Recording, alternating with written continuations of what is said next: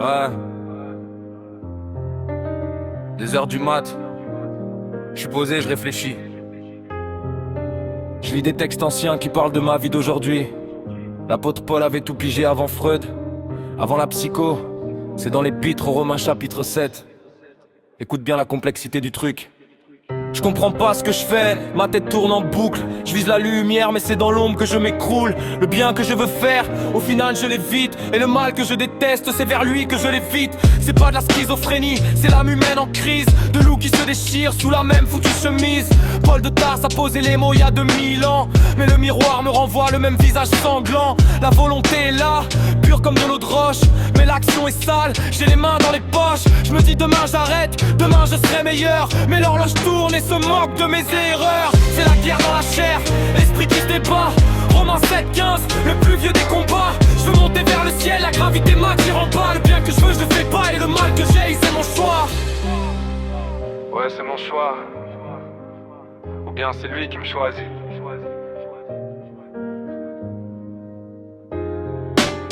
Cook avec sa loi du péché qui squatte mes synapses. J'essaie de construire un pont et bam tout collapse. On parle d'auto-sabotage dans les livres de thérapie. Mais ce verset m'explique pourquoi mon âme est à l'agonie. C'est l'addiction au vice, la facilité du vide. La pente est descendante et mon cerveau est avide. L'idéal me regarde d'en haut, l'ego m'observe d'en bas. Je suis l'otage de moi-même, pris dans ce putain de schéma. C'est l'histoire du fumeur qui écrase sa dernière clope. Du toxico qui jure qu'à partir d'aujourd'hui stop.